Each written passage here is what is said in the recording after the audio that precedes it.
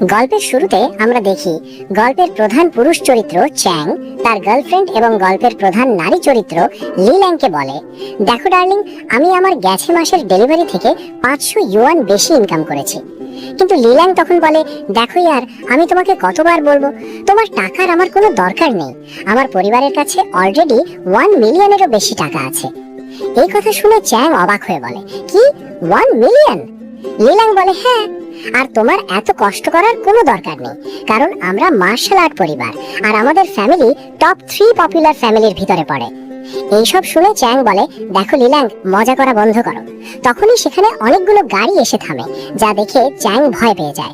সেই সময় গাড়ি থেকে অনেকগুলো গার্ড বেরিয়ে আসে আর তাদের হাতে অনেকগুলো বক্স থাকে, যার মধ্যে প্রচুর পরিমাণ টাকা ছিল। তারা সেগুলো চ্যাং এর সামনে খুলে বলে, এখানে 1 মিলিয়ন আছে, এটা আপনার জন্য ইয়াং পরিবারের উপহার। কিন্তু চ্যাং এই টাকা নিতে চায় না। তখন তার গার্লফ্রেন্ড লি ল্যাং বলে, এগুলি আমার পরিবারের পক্ষ থেকে তোমার জন্য উপহার, তুমি এগুলো নিতে পারো। এটা শুনে চ্যাং খুব খুশি হয়ে যায় আর টাকাগুলো দেখতে থাকে। কিন্তু তখনই লি ল্যাং এর বাবা মা সেখানে এসে উপস্থিত হন। লি ল্যাং এর মা বলে, এগুলো শুধু তোমার জন্য, এগুলো নিয়ে নাও আর আমার মেয়েকে ছেড়ে দাও। কিন্তু চ্যাং এই টাকা নিতে অস্বীকার করে। তখন লি ল্যাং এর বাবা বলে, আমি জানি তুমি খুবই সৎ, কিন্তু তারপরেও আমি তোমাদের বিয়ে করাতে চাই না, কারণ আমার মেয়ের বিয়ে দেবতাদের দ্বারা অনেক আগেই নির্ধারিত হয়েছে। তাই এখন থেকে তুমি তাকে নিয়ে চিন্তা করা বন্ধ করে দাও। ওর বিয়ে তো এখন শুধুমাত্র চু পরিবারের যাও এর সঙ্গেই হতে পারে, কারণ আমাদের পরিবারের একটি নিয়ম আছে যে আমরা আমাদের মেয়েকে শুধু সেই ব্যক্তির সঙ্গে বিয়ে দিই যে মার্শাল আর্ট জানে। কারণ আমাদের মেয়ের নিরাপত্তা নিশ্চিত করতে তার সাথে যেই থাকবে তাকে মার্শাল আর্ট জানতে হবে। কিন্তু তুমি তো মার্শাল আর্টের বেসিকও জানো না, তাই আমরা তোমার হাতে আমাদের মেয়েকে দেওয়ার চিন্তা ও করতে পারি না। এই কথা শুনে চ্যাং বলে, আমি জানি আমি মার্শাল আর্ট জানি না, কিন্তু আমি আপনাদের মেয়েকে সবসময় খুশি রাখতে পারবো, তাতে যদি আমার নিজের জীবনও দিতে হয়। এই কথা শুনে লি ল্যাংও তার পাশে দাঁড়িয়ে বলে, আমিও তাকে কখনো ছাড়তে পারবো না। এই কথা শুনে লি ল্যাং এর মা বাবা খুবই রেগে গিয়ে বলে, তুমি কি 6 মাস আগে যা হয়েছিল তা সবকিছু ভুলে গেছো? তুমি প্রেগন্যান্ট ছিলে? এটা শুনে আমরা কতটাই খুশি ছিলাম। আমরা চ্যাংকে আমাদের পরিবারে গ্রহণ করার সিদ্ধান্ত নিয়েছিলাম, কিন্তু তখনই চ্যাংয়ের এক ভয়ানক গাড়ি অ্যাক্সিডেন্ট হয়। তুমি তাকে বাঁচাতে গিয়ে নিজের গর্ভের শিশুকেও হারিয়ে ফেলেছো আর নিজের জীবনকেও ঝুঁকিতে ফেলে দিয়েছিলে। তুমি তো প্রায় মৃত্যুর মুখ থেকে ফিরে এসেছো, আর সেটাও সম্ভব হয়েছে শুধুমাত্র তোমার দাদুর কারণে। তিনি তার সমস্ত শক্তি ত্যাগ করে তোমার জীবন বাঁচিয়েছে শুধু তোমাকে নিজের কাছে রাখার জন্য। এত কিছু করার পরে সে চাচ্ছে এখন শুধু তুমি তার পছন্দ মতো বিয়ে করো, কিন্তু তুমি তার কথা অমান্য করে তাকে অপমান করছো। এই কথা শুনে চ্যাং চুপচাপ সবকিছু ভাবছিল আর মনে মনে ভাবে, আমি যে স্বপ্ন দেখেছিলাম সেটা কি আসলেই ঘটেছিল?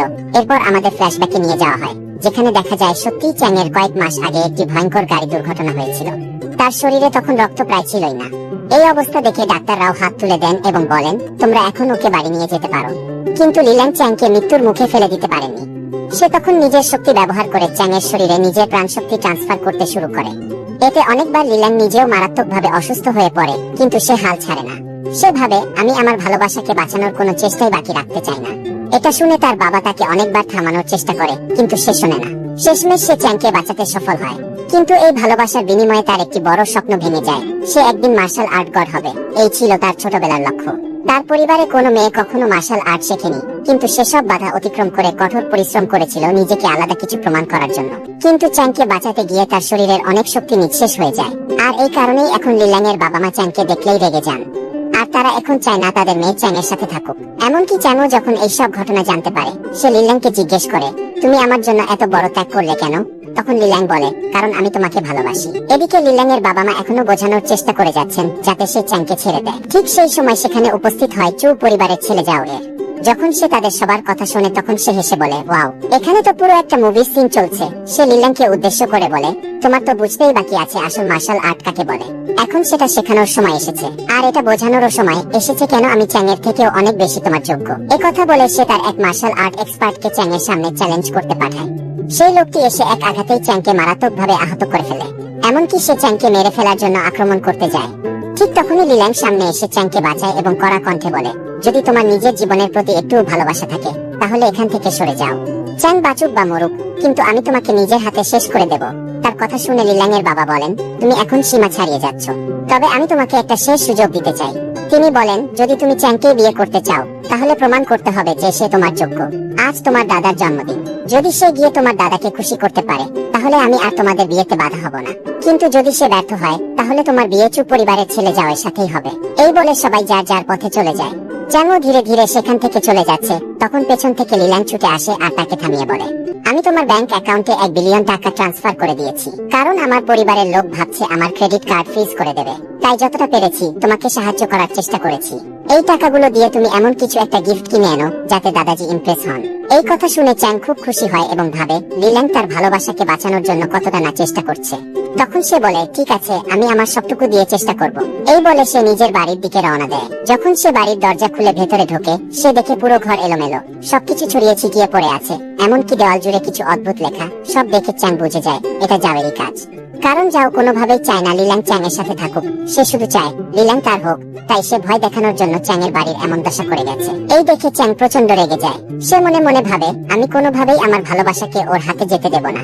ঠিক তখন তার চোখ পড়ে টেবিলের উপর একটি বাস্কর দিকে, যেখান থেকে এক ধরনের ঝলমলে আলো বের হচ্ছে। সে কাছে গিয়ে দেখে সেটি তার দাদুর দেওয়া বাস্ক। বাস্কটা থেকে এখন আলো ছড়াচ্ছে। চ্যাং সেটি খুলে দেখে ভিতরে একেবারে একটা ছোটখাটো রাজ্য। ছোট ছোট মানুষের একটি দুনিয়া সেখানে গড়ে উঠেছে। আর সেই রাজ্যে এক রাজকুমারী আছেন, যিনি তার দেশের রক্ষা করতে যুদ্ধ করছেন। রাজ্যের সামনে তখন এক শয়তান রাজার আগমন হয়, যে রাজকুমারীর দেশ দখল করতে চায়। সে বিশাল সেনা সৈন্য নিয়ে এসব যুদ্ধ ঘোষণা করে। তবে রাজকুমারী ভয় পান না, তিনি নিজেও তার সেনাদের নিয়ে যুদ্ধের ময়দানে নামেন। শয়তান রাজাও তার সৈন্যদের লড়াইয়ে পাঠিয়ে দেয়। দুই পক্ষের মাঝে ভয়ঙ্কর যুদ্ধ শুরু হয়, আর সেই যুদ্ধে রাজকুমারীর বহু সৈন্য নিহত হতে থাকে। এটা দেখে শয়তান রাজা নিজেকে বিজয়ের খুব কাছাকাছি মনে করে এবং সে আনন্দে আত্মহারা হয়ে ওঠে। চ্যাং ওই বাস্কর উপর থেকে এই সব কিছু দেখছিল, আর তার মনে হতে থাকে যেন বাস্কর ভিতরে একটা ভিডিও গেম চলছে। সে বলে ওঠে, আমি এই বাস্কটা আগে কেন দেখিনি? তার কথা বাস্কর ভেতরের সকল ছোট মানুষগুলো শুনতে পায়। তখন শয়তান রাজা নিজের দিব্য দৃষ্টি ব্যবহার করে আকাশে থাকা চ্যাং এর মুখ সবার সামনে আনে। ঠিক তখনই সবাই আকাশের দিকে তাকায় এবং স্পষ্টভাবে চ্যাং এর মুখ দেখতে পায়। এটা দেখে শয়তান রাজা রেগে আগুন হয়ে চ্যাংকে ধ্বংস করার উদ্দেশ্যে আকাশে উড়ে আসে এবং তার শক্তি দিয়ে আক্রমণ করতে চায়। কিন্তু ঠিক তখনই চ্যাং শুধুমাত্র নিজের একটি আঙুল দিয়ে তাকে এমন এক ধাক্কা দেয়, যে ধাক্কায় শয়তান রাজা বহু দূরে ছিটকে পড়ে যায় এবং সেখানেই তার মৃত্যু হয়।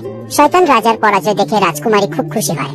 বাস্কর ভিতরের অন্যান্য মানুষজন এবং রাজকুমারীও ভাবে চ্যাং নিশ্চয়ই কোনো দেবতা, তাই সবাই তার সামনে মাথা নত হয়ে প্রার্থনা করতে থাকে। রাজকুমারী চ্যাংকে ধন্যবাদ দিয়ে একটি জাদুকরি জড়িবুটি এবং একটি আংটি উপহার দেয়। রাজকুমারী জানায়, এই জড়িবুটি খেলে তোমার মধ্যে হাজারো মানুষের শক্তি এসে যাবে, কেউই তোমাকে হারাতে পারবে না। চ্যাং বাস্কটা খুলে সেই জড়িবুটি নিয়ে খায়। খাওয়ার সাথে সাথেই সে নিজের শরীরে এক অদ্ভুত জাদুকরি পরিবর্তন অনুভব করে। তার মনে হয় যেন তার শরীরে কোনো অলৌকিক শক্তি প্রবেশ করেছে। এরপর সে সেই আংটিটিও পরে নেয়। শক্তি কতটা বেড়েছে সেটা পরীক্ষা করতে সে নিজের ঘরের দেওয়ালে এক ঘুষি মারে, আর সঙ্গে সঙ্গেই দেয়ালে একটা বিশাল গর্ত হয়ে যায়। এটা দেখে চ্যাং খুব খুশি হয়ে যায়। সে বুঝতে পারে সে আগের তুলনায় অনেক অনেক বেশি শক্তিশালী হয়ে গেছে। তখন চ্যাং ভাবে, আমি এখন এতটাই শক্তিশালী হয়ে গেছি যে এখন আমার ভালোবাসাকে কেউই আমার থেকে কেড়ে নিতে পারবে না। কিন্তু ঠিক তখনই সে তার ঘরের বাইরে কারো কথা শুনতে পায়, যারা তার নাম নিচ্ছিল। সে অবাক হয়ে ঘর থেকে বেরিয়ে আসে। বাইরে এসে দেখে অনেকগুলো গুন্ডা দাঁড়িয়ে আছে। চ্যাং তাদের জিজ্ঞেস করে, তোমরা আমার নাম নিচ্ছ কেন?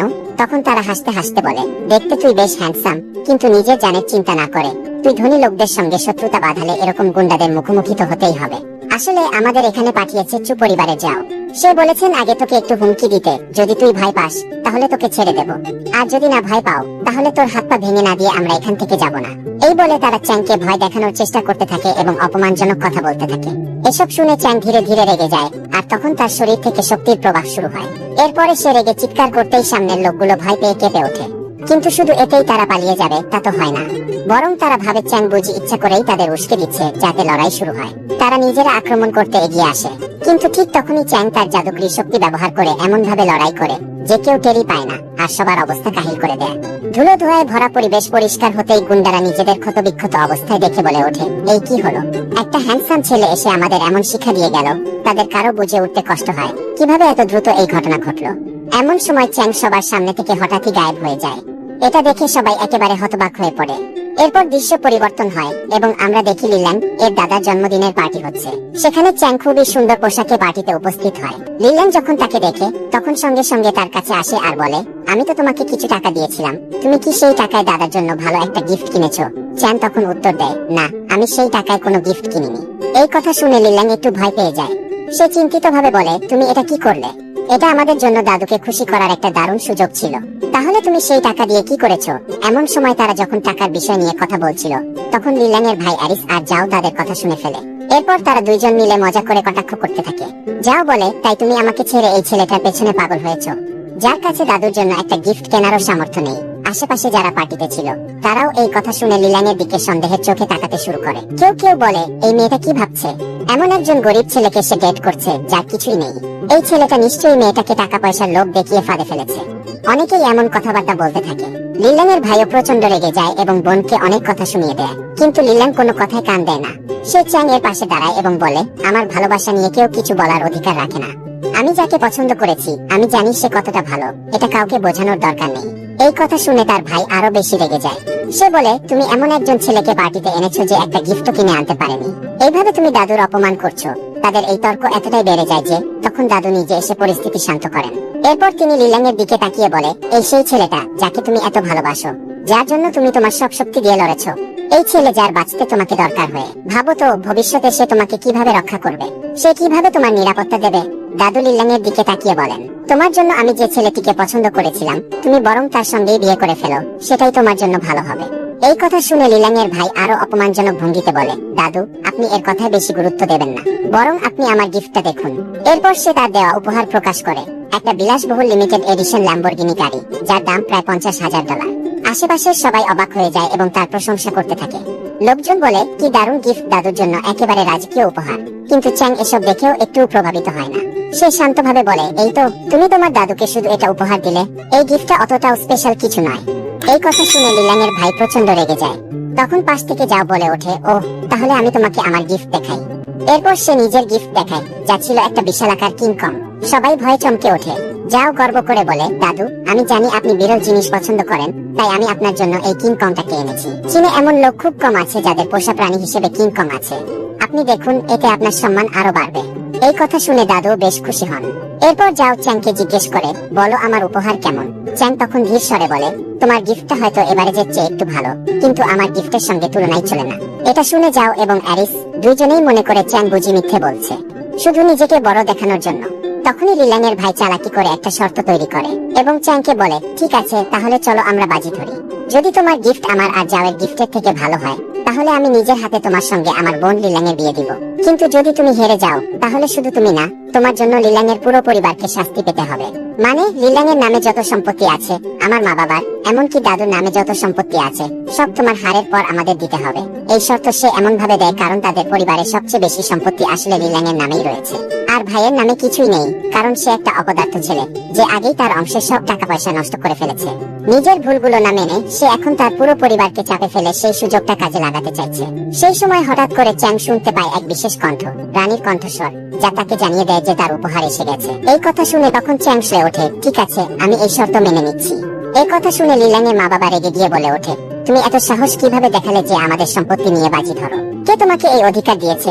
তখন চ্যাং সবার সামনে দাঁড়িয়ে শান্তভাবে বলে, আমি এখনই আমার গিফটের কথা আপনাদের সবাইকে জানাবো। আমার উপহারও একটি প্রাণী, কিন্তু এটি কোনো সাধারণ প্রাণী নয়, এটি একটি ভয়ঙ্কর শিকারী প্রাণী, দ্য কিলিং বিস্ট। এই কথা শুনে সবাই হেসে দেয়। কেউ একজন বলে ওঠে, তুমি পাগল হয়ে গেছো, এরকম প্রাণী কোথাও আছে নাকি? এসব কি তুমি টিভি সিরিয়াল দেখে বলছো, যেমন চাইছে তাই বলছো? এমন কোনো প্রাণী বাস্তবে কোথাও নেই। এটা শুনে সবাই চ্যাংকে নিয়ে মজা করতে শুরু করে দেয়। লিলাং বলে, তোমার শরীর কি ঠিক আছে? তুমি কি পাগল হয়ে যাচ্ছ নাকি? হয়তো এত কাজের চাপ তোমাকে অস্থির করে দিয়েছে। লিলাংয়ের ভাইও চ্যাংকে নিয়ে মজা করে, এমন প্রাণী আমরা কখনোই দেখিনি, এমনকি এর নামও কখনো শুনিওনি। এদিকে দাদু চ্যাংয়ের উপর ক্ষিপ্ত হয়ে বলেন, লিলাং আমি কখনো ভাবিনি যে তুমি এত বোকা মেয়ে। আমি শুধু তোমার জন্য এই ছেলেকে একবার দেখার জন্য রাজি হয়েছিলাম, কিন্তু এই তো বড় বোকা যে নিজের সাথে আমাদেরও ফাঁসিয়ে দেবে। তুমি এমন একজনের উপর কিভাবে বিশ্বাস করছো? সে সবসময় এইভাবে মিথ্যে বলবে আর তোমাকে কষ্ট দেবে। দাদু এবং লিলাংয়ের বাবা মা অনেক রাগান্বিত হয়ে যায়, কিন্তু দাদু এতটাই রেগে যান যে সে পার্টি ছেড়ে চলে যেতে শুরু করে। তখন চ্যাং তাকে থামিয়ে দিয়ে বলে, আমি আমার উপহার এখনো আপনাকে দিইনি, আপনি কিছুক্ষণ অপেক্ষা করুন। তারপর চ্যাং তার দুই হাতে আকাশের দিকে তালি দেন। এতটুকু করার পর পুরো জায়গায় ভূমিকম্প শুরু হয়ে যায়। চারপাশের মাটি কেঁপে ওঠে এবং সবাই পড়ে যায়। এমন শক্তিশালী ভূমিকম্প হয় যে কিংকংও ভয় পেয়ে সেখান থেকে পালিয়ে যায়। সবাই মাটিতে পড়ে থাকলেও চ্যাং তার গার্লফ্রেন্ডকে ধরে রাখেন, কিন্তু যারা পড়ে গেছেন তারা সেখান থেকে উঠতে পারছেন না।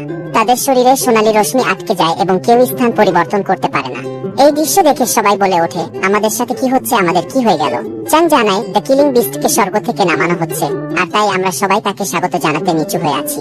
তখনই দরজা দিয়ে একটি শক্তিশালী রশ্মি বের হতে শুরু করে। সবাই অবাক হয়ে যায় এবং তাদের মনে হয় সত্যিই কোনো এক দেবতুল্য প্রাণী আসছে। সবাই তাকে দেখার জন্য দারুণ উত্তেজিত হয়ে দরজার দিকে তাকিয়ে থাকে, কিন্তু সেখান থেকে কোনো ভয়ঙ্কর বা বিশাল কোনো প্রাণী নয়, বরং একটা ছোট্ট কুকুরছানা বেরিয়ে আসে। এটা দেখে সবাই বিস্মিত হয়ে যায়। তখন চ্যান সবাইকে জানায় এইটাই সেই দ্য কিলিং। তবে সে তার আসল রূপে এখানে আসতে পারে না, কারণ যদি সে তার আসল রূপে আসে তাহলে সাধারণ মানুষ সেটা সহ্য করতে পারবে না। এমনকি কেউ যদি জোর করে তার আসল রূপ দেখতে চায় তাহলে তার জীবনের 20 বছর এক মুহূর্তেই শেষ হয়ে যাবে। এটা শুনেই সবাই জোরে জোরে হাসতে শুরু করে। তখন লিল্যাং এর বাবা মা এতটাই রেগে যান, তারা বলে, দেখলে এর কীর্তি ক্লাব। আমি কখনোই চাই না আমার মেয়ের সঙ্গে এই ছেলের বিয়ে হোক। চলো এখনই এখান থেকে চলে যাই, না হলে ওর কারণে আমরা আরো বড় বিপদে পড়ে যাব। লিল্যাং তখন বলে, বাবা ও তো শুধু মজা করছিল।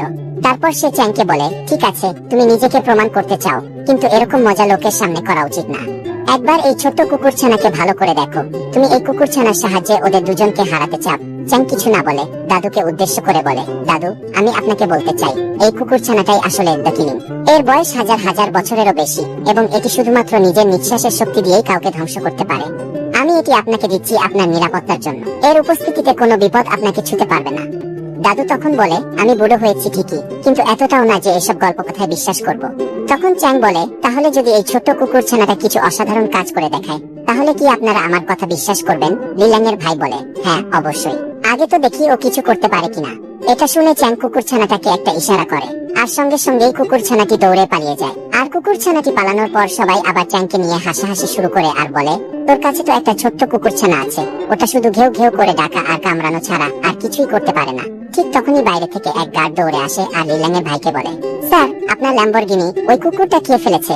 এই কথা শুনে সবাই হতবাক হয়ে যায় আর বলে, তুমি কি পাগল হয়ে গেছো নাকি? গার্ড বলে, না স্যার আমি একদম সত্যি বলছি, ওই কুকুরছানাটা হঠাৎ করে বিশাল আকারের হয়ে গেল আর তারপর এক কামড়ে আপনার ল্যাম্বরগিনিটা গিলে ফেললো। এখন শুধু একটা টায়ার পড়ে আছে। এটা শুনে লিল্যাং এর ভাই বিশ্বাসই করতে পারে না। সে বলে, আমি আমার ফোনে চেক করি, আমার গাড়ির সব ডিটেইলস ফোনেই আছে। সে যখন ফোনে নিজের ল্যাম্বরগিনি চেক করে তখন দেখে গার্ড ঠিকই বলেছে। দাদু এই অদ্ভুত ঘটনা শুনে একেবারে হতবাক হয়ে যায়। এরপর চ্যাং বলে, এখন তো তোমার ল্যাম্বরগিনিও নেই, মানে আমি জিতে গেছি, কারণ আমার ছোট্ট কুকুরছানাটাই তোমার সেই দামি গাড়িটা খেয়ে ফেলেছে। এই কথা শুনে যাও আর লিল্যাং এর ভাই রাগে ফেটে পড়ে। যাও তখন গার্ডের দিকে তাকিয়ে বলে, আমার মনে হচ্ছে তুই নাটক করছিস, তুই গাড়িটা চুরি করেছিস চ্যাং এর কথায় আর এখানে এসে অভিনয় করছিস। এটা বলার পর লিল্যাং এর ভাই গার্ডকে লাথি মারে এবং চিৎকার করে বলে, তাড়াতাড়ি সব সত্যি বল, না হলে তোকে ছাড়বো না। গার্ড তখন কিছুই করতে পারে না। এরপর অ্যারিস চ্যাং এর উপর অনেক রেগে যায় আর বলে, তুমি যদি তাড়াতাড়ি তোমার আসল উদ্দেশ্য না বলো আমি তোমার হাত পা ভেঙে ফেলবো আর এই কুকুরছানাটাকেও মেরে ফেলবো। একথা বলেই অ্যারিস নিজের লোকজনদের ডেকে আনে। চ্যাং এইসব দেখে কিছুই বলে না। অ্যারিস তখন আরো রেগে গিয়ে তার লোকদের বলে, সবার আগে ওই কুকুরছানাটাকেই মেরে ফেলো। এটা শোনার পর ওর লোকজন একসাথে সেই ছোট্ট কুকুরছানাটার উপর আক্রমণ চালায়। ঠিক তখনই এক ভয়ঙ্কর উজ্জ্বল সোনালী আলো বেরিয়ে আসে। সেই আলোতে একে একে সব লোকজন মাটিতে পড়ে যায় আর তাদের শরীরের সমস্ত মার্শাল আর্ট শক্তি নিমেষে শেষ হয়ে যায়। শুধু তাই নয়, তাদের বয়স হঠাৎ করেই অনেক বেড়ে যায় আর তারা সবাই বুড়ো মানুষে পরিণত হয়। তাদের চুল সব সাদা হয়ে যায় আর তীব্র ব্যথায় কষ্ট পেতে থাকে। এই দৃশ্য দেখে উপস্থিত সবাই বিশ্বাস করতে শুরু করে যে এই কুকুরছানা নিশ্চয়ই কোনো বিশেষ ক্ষমতা সম্পন্ন প্রাণী, সত্যিকারের সেই দ্য কিলিং।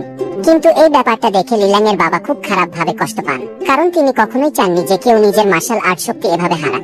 তাই তিনি প্রচন্ড রেগে গিয়ে চ্যাংকে স্পষ্ট ভাষায় বলেন, তুমি এখান থেকে চলে যাও, আমি তোমার কোনো কথা শুনতে চাই না। লিল্যাং সামনে এগিয়ে এসে চ্যাংকে বাঁচানোর চেষ্টা করে, কিন্তু হঠাৎ করেই তার শরীর খারাপ হয়ে যায়। সে ধীরে ধীরে অজ্ঞান হয়ে পড়ে আর তার নিঃশ্বাসও খুব দুর্বল হয়ে যায়। এই দেখে লিল্যাং এর মা বাবা ভেঙে পড়ে, তারা কান্না শুরু করে দেন। তাদের হৃদয়ের চ্যাং এর প্রতি জমে থাকা সমস্ত রাগ তারা এই মুহূর্তে বের করে ফেলে। তারা চিৎকার করে বলেন, এই ছেলের কারণেই আমাদের মেয়ের এই অবস্থা হয়েছে, এখনো পর্যন্ত সে শান্তিতে বাঁচতে পারছে না, ভালো হয় তুমি এখান থেকে এক্ষুনি চলে যাও। চ্যাং চেষ্টা করে তাদের বোঝাতে, আমি তাকে বাঁচাতে পারি, প্লিজ একটু বিশ্বাস করুন। কিন্তু কেউ তার কথা বিশ্বাস করে না। সবাই আরো বেশি রেগে যায় আর বলে, তুমি এখনই এখান থেকে চলে যাও। এই কথা শুনে চ্যান ওই জায়গা থেকে সরে যায়, কিন্তু পুরোপুরি যায় না। সে চুপচাপ ওয়াশরুমে চলে যায়। সেখানে গিয়ে সে তার ম্যাজিক্যাল বাস্ক খুলে তারপর রাজকুমারীর সঙ্গে কথা বলে। সে বলে, আমি আমার ভালোবাসার মানুষটিকে বাঁচাতে চাই। ও আমার জন্যই সমস্ত মার্শাল আর্ট শক্তি ত্যাগ করেছে আর এখন ওর অবস্থা অত্যন্ত সংকটজনক হয়ে পড়েছে। যখন রাজকুমারী চ্যাং এর কথা শুনে তখন রাজকুমারীর মনে হয় যে ঈশ্বর প্রথমবারের মতো তার কাছে সাহায্য চাইছে। তাই তিনি স্থির করেন যেভাবেই হোক ঈশ্বরের এই সাহায্য তিনি করবেন। তিনি চ্যাংকে বলে, একটা উপায় আছে যাতে সব শক্তি ফিরে আসতে পারে। আমাদের শহরটি যেখানে অবস্থিত সেই জায়গায় বহু শতাব্দী আগে আমাদের পূর্বপুরুষরা একটি ভয়ঙ্কর ড্রাগনকে বন্দী করে রেখেছিল। সেই ড্রাগনের শক্তি দিয়ে একটি বিশেষ চুপ তৈরি করা সম্ভব, যেটা তোমার প্রেমিকার সমস্ত শক্তি ফিরিয়ে দিতে পারবে। কিন্তু একটা বড় বিপদের ব্যাপার আছে, ওই ড্রাগনকে একবার মুক্ত করলে সেটা আমাদের জগতের জন্য মারাত্মক ক্ষতিকর হতে পারে। সব কথা শোনার পর চ্যাং বলে, তুমি এটা নিয়ে চিন্তা করো না, তুমি শুধু ড্রাগনটাকে মুক্ত করো, বাকি সব আমি সামলে নেব। রাজকুমারী চ্যাং এর উপর বিশ্বাস রেখে ম্যাজিক শুরু করেন, তখন মাটির নিচ থেকে সেই ভয়ঙ্কর ড্রাগনকে মুক্ত করে দেন। ড্রাগন বেরিয়ে আসা মাত্রই আকাশ গর্জে ওঠে, আর সে হেসে বলে, আমি বহু নির্বোধ মানুষ দেখেছি, কিন্তু আজ এক এমন রাজকুমারীর সঙ্গে দেখা হলো যে তাদের সবার চেয়েও বড় নির্বোধ। তুমি জানো না আমাকে মুক্ত করার পর তোমার রাজ্য আর মানব জাতির কি পরিণতি হবে। আমি পুরো মানব জাতিকে এক ঝটকায় ধ্বংস করে দিতে পারি। এই দৃশ্য দেখে রাজকুমারী নারী রক্ষিতা ড্রাগনের বিরুদ্ধে লড়াই করতে এগিয়ে যায়, কিন্তু ড্রাগন তার সামান্য শক্তি দিয়ে তাকে মারাত্মকভাবে আঘাত করে। এরপর রাজকুমারী বাকি সৈন্যদেরও ড্রাগনের বিরুদ্ধে যুদ্ধ করতে পাঠান, কিন্তু কেউই তার সামনে টিকতে পারে না। ড্রাগন সবাইকে পরাজিত করে মজা পেয়ে বলে, তোমরা সবাই আমার কাছে পিঁপড়ের মতো, দেখো আমি কেমন করে তোমাদের পিষে ফেলি। চ্যাং এইসব কিছু দাঁড়িয়ে দেখছিল। এরপর সে বলে, এই ড্রাগনকে তো এখন আমাকেই শেষ করতে হবে। এই কথা বলেই চ্যাং বাস্কের মধ্যে হাত ঢোকায়, আর মাত্র তার কয়েকটা আঙুলের জোরে সে ড্রাগনের গলাটা মুচড়ে দেয়। চোখের পলকে সেই ভয়ঙ্কর ড্রাগন মাটিতে লুটিয়ে পড়ে। এরপর চ্যাং রাজকুমারীর দিকে তাকিয়ে জিজ্ঞেস করে, তুমি বলো এই ড্রাগনের শরীর থেকে তৈরি করা সেই বিশেষ স্যুপ বানাতে কত সময় লাগবে? রাজকুমারী উত্তর দেয়, রাত হওয়ার পরেই সেটা বানানো সম্ভব, দিনের বেলায় এটা তৈরি করা যায় না, বিশেষ একটা কারণে। এই কথা শুনে চ্যান বলে, আমার কাছে এত সময় নেই। তখন সে তার হাত ব্যবহার করে পুরো শহরে রাত বানিয়ে দেয়। মুহূর্তের মধ্যেই চারপাশ অন্ধকার হয়ে যায়। সবাই তার ক্ষমতা দেখে মুগ্ধ হয়ে যায়। এরপর রাজকুমারী আর দেরি না করে ড্রাগনের শক্তি ব্যবহার করে সেই বিশেষ স্যুপ তৈরি করে এবং সেটা চ্যাংয়ের হাতে তুলে দেন। চ্যাং স্যুপ হাতে নিয়ে খুব খুশি হয়ে যায়। অন্যদিকে লিলাং এর অবস্থা ধীরে ধীরে আরো খারাপ হতে থাকে। তখন যাও একজন ডাক্তারকে নিয়ে আসে, যিনি একজন বিখ্যাত ডাক্তার। তিনি এসে লিলাং এর শারীরিক অবস্থা পরীক্ষা করেন এবং জানান তার অবস্থা খুবই আশঙ্কাজনক। অনেক শারীরিক অঙ্গ প্রত্যঙ্গ কাজ বন্ধ করে দিতে শুরু করেছে। তবে চিন্তার কিছু নেই, আমি তাকে বাঁচানোর সর্বোচ্চ চেষ্টা করব। এটা শুনে সবাই কিছুটা শান্তি পায়। এরপর ডাক্তার বিশেষ অ্যাকিউপ্রেশার পদ্ধতিতে তার শরীরের কিছু গুরুত্বপূর্ণ পয়েন্ট সক্রিয় করেন এবং বলেন, আমি এখন তাকে একটি বিশেষ ভেষজ ওষুধ খাওয়াবো, যেটা 500 বছর পুরনো এবং খুবই কার্যকরী। লিলাং এর বাবা মা খুশিতে সেই ওষুধ খাওয়াতে যাচ্ছিল, তখনই সেখানে চ্যাং এসে পড়ে। সে গিয়ে সেই ওষুধ তাদের হাত থেকে ফেলে দেয় এবং বলে, তোমাদের এই ওষুধ খাওয়ানোর কোনো দরকার নেই। এই ভেষজটা এখন খুবই শক্তিশালী ঠিকই, কিন্তু লিলাং এর শরীর এই মুহূর্তে এটা হজম করতে পারবে না, বরং এটা খাওয়ালে তার অবস্থা আরো খারাপ হতে পারে। এই কথা শুনে ডাক্তার প্রচন্ড রেগে যান এবং বলে, আমি একজন অভিজ্ঞ ডাক্তার, তুমি কি বলতে চাইছো? আমি কিছু জানি না, তুমি আমার থেকে বেশি জানো। চ্যাং শান্তভাবে বলে, না আমি এটা বলছি না। তারপর সে তার হাতে থাকা সেই ড্রাগনের স্যুপ সম্পর্কে সবাইকে জানাতে শুরু করে। সে বলে, এই স্যুপ যদি লিলাং খায় তাহলে সে সম্পূর্ণভাবে সুস্থ হয়ে যাবে। কিন্তু কেউই চ্যাং এর কথায় বিশ্বাস করে না। কেউ কেউ তো উল্টো ঠাট্টা করে বলে, এই অবস্থায়ও তুমি নিজেকে হিরো প্রমাণ করতে চাইছো? ডাক্তারগিরি অন্য কোথাও চেষ্টা করো। ডাক্তার বলেন, লিলাং এর অবস্থা এতটাই খারাপ যে তোমার এই বোকা বোকা কথা শুনে সময় নষ্ট করার অবকাশ নেই।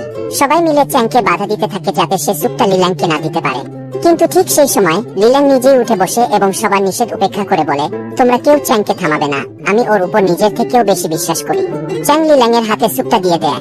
ডাক্তার তখনও সতর্ক করে বলে, এই স্যুপ তোমার শরীরের জন্য সঠিক নয়, এটা খেও না। কিন্তু লিলাং কারো কথায় কান না দিয়ে স্যুপটা পান করে ফেলে।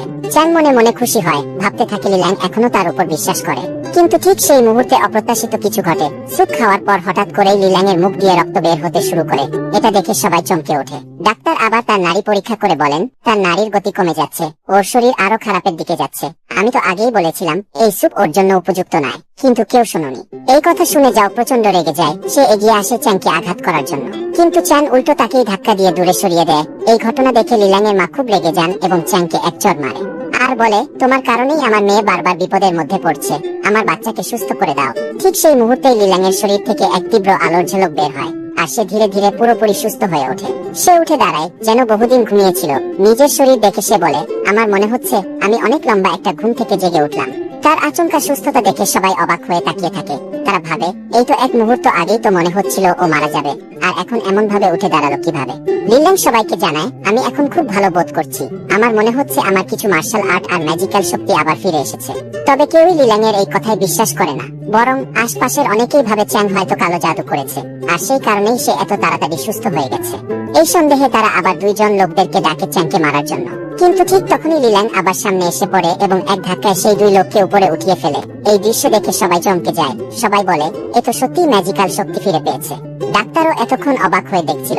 এরপর তিনি আবার লিল্যাং এর শরীর পরীক্ষা করেন এবং বলেন, আমি বুঝে উঠতে পারছি না কিভাবে হঠাৎ করে এতটা সুস্থ হয়ে গেল, কিন্তু শরীর পরীক্ষা করে বোঝা যাচ্ছে ওর শরীরের প্রতিটি অংশ এখন ঠিকভাবে কাজ করছে। সে পুরোপুরি সুস্থ। এই কথা বলে ডাক্তার বিদায় নেন। অন্যদিকে লিল্যাং এর ভাই এই দৃশ্য দেখে একদম খুশি হতে পারে না, কারণ তার মনে মনে আশা ছিল যদি লিল্যাং মারা যেত বা চ্যাং চ্যালেঞ্জে হারতো তবে তার অনেক সম্পত্তি তার হাতে আসতো, কিন্তু এখন তো সব হাতছাড়া হয়ে গেছে। এই কারণে সে নিজের বোনের উপর রাগে ফুঁসতে থাকে। তাই তার মনের সমস্ত রাগ একসাথে বের করে দিতে শুরু করে আর চ্যাং এর সম্পর্কে অনেক বাজে কথা বলতে থাকে। এই দৃশ্য দেখে লিল্যাং এগিয়ে আসে এবং তার ভাইয়ের সঙ্গে লড়াই শুরু হয়ে যায়। দুজনেই নিজেদের মার্শাল আর্ট ব্যবহার করে একে অপরকে আঘাত করার চেষ্টা করতে থাকে। এই লড়াই দেখে তাদের বাবা মা দুজনকেই থামানোর চেষ্টা করেন, কিন্তু তারা কিছুতেই কথা শুনতে চায় না। লিল্যাং যেহেতু কিছুক্ষণ আগেই সুস্থ হয়েছে, তাই সে পুরোপুরি নিজের শক্তি ব্যবহার করতে পারছে না। ফলে সে তার ভাইয়ের সঙ্গে ঠিকমতো লড়াই চালিয়ে যেতে পারছিল না এবং ধীরে ধীরে পিছিয়ে পড়ে। এই অবস্থায় দাদু লড়াই থামানোর চেষ্টা করে এবং বলে, তোমার লজ্জা হওয়া উচিত, নিজের বোনের উপর হামলা করছো। কিন্তু ভাই বোন কেউই তার কথা কানে নেয় না এবং লড়াই চালিয়ে যায়। যখন চ্যাং দেখে যে তার গার্লফ্রেন্ড লড়াইয়ে হেরে যাচ্ছে, তখন সে এগিয়ে আসে তাকে বাঁচানোর জন্য এবং লিল্যাং এর ভাইয়ের সঙ্গে লড়াই শুরু করে দেয়। চ্যাং এবার নিজের ম্যাজিক্যাল রিং ব্যবহার করে লিল্যাং এর ভাইকে হারাতে শুরু করে। সে এমন এক ছোট পর্বত তার উপর ফেলে দেয় যা কেউ চোখে দেখতে পায় না, কিন্তু সেই ভাই ধীরে ধীরে সেই অদৃশ্য পর্বতের নিচে চাপা পড়তে থাকে। এই দৃশ্য দেখে সবাই অবাক হয়ে যায়। এই চ্যাং হঠাৎ এত শক্তিশালী হয়ে গেল কিভাবে? তবে লিল্যাং এর বাবা মা এটা দেখে খুশি হয়ে যায়, কারণ তাদের চোখে এখন চ্যাং একজন সৎ, সাহসী ও শক্তিশালী ছেলে এবং তারা ধীরে ধীরে তার সঙ্গে মেয়ের বিয়ের বিষয়ে রাজি হতে শুরু করে। কিন্তু ঠিক তখনই যাও এই প্রশ্ন তোলে, হঠাৎ করে ও এত শক্তিশালী হলো কিভাবে? কাল পর্যন্ত তো ও ঠিক মতো কারোর সঙ্গে লড়াই করতেই পারতো না, এখন হঠাৎ এত মার্শাল আর্ট আর ম্যাজিক্যাল জ্ঞান এলো কোথা থেকে? নিশ্চয়ই আবার কিছু চাল চালছে। এই বলে সে চ্যাংকে আবার লড়াইয়ের জন্য উস্কাতে থাকে, তার সঙ্গে লড়াই করার জন্য। তাই সে নিজের শক্তি দেখাতে আশপাশে টেবিল চেয়ার ভেঙে ফেলে ম্যাজিক্যাল পাওয়ার দিয়ে। এটা দেখে চ্যাং বলে, ঠিক আছে, আমি তোমার সঙ্গেও লড়াই করতে প্রস্তুত আছি। তবে আশেপাশে সবাই তাকে থামানোর চেষ্টা করে, কারণ জাওয়ের শক্তি অনেক বেশি। সবাই বলতে থাকে, তুমি ওর সঙ্গে লড়াই করিও না, কারণ এক মিনিটেই ও তোমাকে গুড়িয়ে চাটনি বানিয়ে ফেলবে। কিন্তু চ্যাং কারো কথায় কান দেয় না। সে ধ্যান করতে শুরু করে, তার শরীর থেকে বিদ্যুৎ তৈরি করার চেষ্টা করে। এই দেখে আশপাশে মানুষ হাসতে শুরু করে এবং ঠাট্টা করে বলে, এসব তোর দ্বারা হবে না, কারণ তুমি বেকুব। তবুও চ্যাং চুপচাপ নিজের শক্তি সঞ্চয় করতে থাকে। অল্প কিছুক্ষণের মধ্যেই সে বিদ্যুৎ নিয়ন্ত্রণ করতে সক্ষম হয় এবং সে দূরে দাঁড়িয়ে থেকে জাওয়ের উপর শক্তিশালী বিদ্যুতের আঘাত হানতে থাকে। এই বিদ্যুৎ আঘাতে যাও গুরুতরভাবে আহত হয়ে পড়ে। একজন উচ্চ স্তরের মার্শাল আর্ট ছাত্রকে এভাবে আহত করতে দেখে সবাই চ্যাংয়ের প্রতি মুগ্ধ হয়ে যায়। তবে ঠিক তখনই আসে জাওয়ের বাবা। নিজের সন্তানের এই অবস্থা দেখে সে প্রচন্ড রেগে যায়। সে লিল্যাং এর পরিবারকে লক্ষ্য করে বলে, তোমাদের সামনেই আমার ছেলেকে এভাবে মারধর করা হলো আর তোমরা চুপচাপ দাঁড়িয়ে আছো, লজ্জা হওয়া উচিত তোমাদের। তখন লিল্যাং এর বাবা মা বোঝাতে চেষ্টা করে, দয়া করে রাগ করবেন না, আপনার ছেলেও কিন্তু এই ঘটনার জন্য দায়ী ছিল।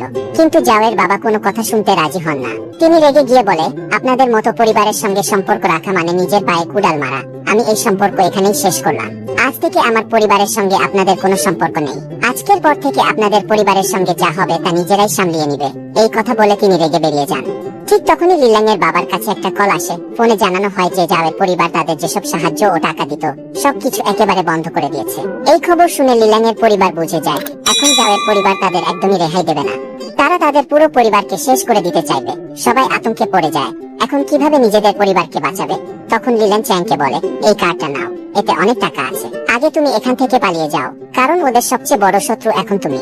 চ্যাং কার্ডটা নিয়ে নেয় আর ঠিক তখনই সে রাজকুমারীর আওয়াজ শুনতে পায়। তার হাতে থাকা রাজকুমারীর আংটির কারণে রাজকুমারী তার কাছ থেকে সাহায্য চাইছে। তাই সে দেরি না করে কার্ডটা নিয়ে দ্রুত সেখান থেকে পালিয়ে যায়। এটা দেখে লিল্যাং এর পরিবার মনে করে হয়তো চ্যাং তাদের মেয়েকে ঠকাচ্ছে।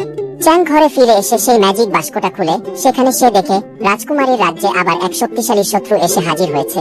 সে এখানে এসেই রাজকুমারীর অনেক সৈন্যকে শয়তানি শক্তি ব্যবহার করে মেরে ফেলেছে। এই দৃশ্য দেখে রাজকুমারী বলে, তোমার এখানে শয়তানি শক্তি ব্যবহার করার কোনো অধিকার নাই। তখন সেই শয়তান রেগে গিয়ে রাজকুমারীকে মারার চেষ্টা করে। সে বলে, আমি ইতিমধ্যেই তোমার রাজ্যে আগুন ধরিয়ে দিয়েছি, এখন শুধু তোমাকেই শেষ করতে হবে। ঠিক সেই সময় চ্যাং বাস্কর ভিতরে থুতু ফেলতে থাকে। এই কারণে সেখানে বৃষ্টি শুরু হয়ে যায়, ফলে আগুন নিভতে শুরু করে। এই সব দেখে সেই শয়তান ঘাবড়ে যায়। আর যখন সে চ্যানের বড় মুখটা দেখতে পায় তখন আরো বেশি ভয় পেয়ে যায়। রাজকুমারীর প্রজারা তখন বলে ওঠে, ওকে কঠিন শাস্তি দেওয়া হোক। ভয়ে কাঁপতে কাঁপতে সেই শয়তান চ্যাংয়ের সামনে হাঁটু গেড়ে বসে পড়ে এবং বলে, আমাকে মাফ করে দিন। তখন চ্যাং বলে, বলো তো আমি কেন তোমাকে মাফ করব? সেই শয়তান তার কাছে যা কিছু ছিল সবকিছু চ্যাংকে দিয়ে দেয়। চ্যাং বলে, এই জিনিসগুলোর আমি কি করব?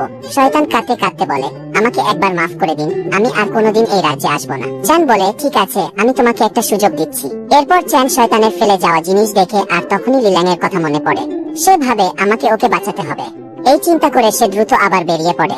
অন্যদিকে আমরা দেখি লিল্যাং এর পুরো পরিবারকে জাওয়ের বাবা তার ব্যক্তিগত গার্ড দিয়ে চারদিক থেকে ঘিরে ফেলেছে এবং তারা সবাই তাদেরকে মেরে ফেলতে আসছিল। জাওয়ের বাবা বলে, তোমরা সবাই নিজেকে মার্শাল আর্টের ছাত্র বলে দাবি করো, কিন্তু এখানে এমন ভাবে লুকিয়ে আছো যেন তোমাদের সম্পর্কে কিছুই বলা যায় না। তোমরা সবাই মিলে আমার ছেলের সাথে আমারও অনেক অপমান করেছো, এর শাস্তি তোমাদের সবাইকে পেতেই হবে। এরপর জাও লিল্যাং এর দাদাকে আক্রমণ করে, যার ফলে দাদাজি অনেক দুর্বল হয়ে পড়েন এবং তাদের সমস্ত পরিবারের গলায় তলোয়ার ধরে রাখে যাতে কেউই দাদাকে বাঁচাতে না পারে। সে ধীরে ধীরে দাদাকে অত্যাচার করতে থাকে। ঠিক তখনই চ্যাং সেখানে আসে। চ্যাং তাদের থামানোর চেষ্টা করে, কিন্তু তারা অত্যন্ত রেগেছিল। যাও বলে, আমি তো অনেক ভালো ছিলাম, তাদের সকলের কারণে আমি অনেক খারাপ হয়ে গেছি। আমি এই মেয়েটিকে খুব ভালোবাসতাম এবং তার সাথে আমার পরিবার করতে চেয়েছিলাম, কিন্তু সে তোমার কারণে আমাকে ছেড়ে দিয়েছে। এরা আমাকে খুবই অপমানিত করেছে। এই পরিবারের সবাই আমাকে অত্যন্ত কষ্ট দিয়েছে, তাই আমি তাদের থেকে প্রতিশোধ নেব। এইসব দেখে চ্যাং বলে, দাঁড়াও, আমাকেও আমার সৈন্যদের ডাকতে দাও। এই বলে সে তার কাছে থাকা একটি ছোট পটলি বের করে, যার মধ্যে রাজমার দানা ছিল। সে সেগুলো বের করে আর সবাই তাকে উপহাস করতে থাকে। তারা বলে, এটাই কি তোমার সৈন্য? চ্যাং তাদের বলে, হ্যাঁ, আমি এখনই দেখাচ্ছি। এরপর সে সমস্ত দানাগুলো মাটিতে ছড়িয়ে দেয়। দ্রুত সেখানে অনেক সৈন্য উপস্থিত হয় এবং চ্যাং এর সৈন্যরা জাওয়ের লোকদের সাথে লড়াই শুরু করে। অবশেষে তাদের পরাজিত করে। এরপর চ্যাং এর সৈন্যরা অদৃশ্য হয়ে যায়। জাওয়ের বাবা যখন দেখে যে তার লোকেরা হাঁটতে শুরু করেছে, তখন সে তার শক্তিকে কাজে লাগিয়ে চ্যাংকে পরাজিত করার চেষ্টা করে। কিন্তু সে বুঝতে পারে মার্শাল আর্ট শক্তি দিয়ে চ্যাংকে পরাজিত করতে পারবে না। তাই সে কিছু সময়ের জন্য নিজেকে থামিয়ে দেয় এবং চ্যাং এর সামনে দুর্বল হয়ে দেখানোর চেষ্টা করে। এরপরে যখন তারা কথা বলছিল, ঠিক সেই সময় জাওয়ের বাবা তার কাছে থাকা লুকানো চাকু বের করে আর একবারেই চ্যাং এর গলা কেটে ফেলে। এটা দেখে সবাই অবাক হয়ে যায়। এরপর জাও সামনে আসে এবং সবার সাথে অত্যন্ত খারাপ ভাবে আচরণ করতে শুরু করে, কারণ এখানে আর কেউ নেই যারা তাদের পরিবারকে বাঁচাতে পারে। কিছু সময় তারা তাদের পরিবারকে অত্যন্ত কষ্ট দেয়, কিন্তু হঠাৎ চ্যাং এর আওয়াজ শোনা যায়। সবাই শক হয়ে যায় এবং দেখে যে চ্যাং নিজের গলা নিজের হাতে জোড়া লাগাচ্ছে। এটা দেখে সবাই অবাক হয়ে যায়। জাও এবং জাওয়ের বাবা ভয় পেয়ে চ্যাং এর সামনে ঝুঁকে পড়ে এবং বলে, আমাদের মাফ করে দাও। কিন্তু চ্যাং তাদের মাফ করে না। তখন তারা বলে, ঠিক আছে, যদি তুমি আমাদের মাফ না করো, তাহলে আমরা শেষ নিঃশ্বাস পর্যন্ত তোমার সাথে লড়াই করব। এরপর তারা আবার চ্যাং এর সাথে লড়াই করতে এগিয়ে আসে, কিন্তু চ্যাং তাদের খুব সহজেই একেবারে মেরে ফেলে। সবকিছু শেষ হওয়ার পর চ্যাং অনেক খুশি হয় এবং তার গার্লফ্রেন্ড তার কাছে আসে। এখন লিল্যাং এর পরিবারের কাছে আর কোনো কারণ নেই যাতে তারা চ্যাংকে লিল্যাং এর স্বামী হিসেবে মেনে নেবে না। সবাই চ্যাংকে খুব ভালোভাবে গ্রহণ করে এবং তারা চ্যাংকে বলে, তোমরা দুজন একে অপরের সাথে থাকতে পারো। এটা শুনে তারা দুজনেই খুব খুশি হয়ে যায় এবং এই দৃশ্যের সাথে এই ড্রামা এখানেই শেষ হয়ে যায়। পরবর্তী যে কোনো ম্যাজিক্যাল ড্রামা নিয়ে তোমাদের সাথে হাজির হয়ে যাব। ড্রামার স্পেলিং ভালো লাগলে চ্যানেলটি সাবস্ক্রাইব করে একটি লাইক দিয়ে কোনো জায়গায় কোনো ভুল থাকলে কমেন্টে জানিয়ে দিও। আমাদের পরবর্তী ভিডিও দেখার আমন্ত্রণ রইল।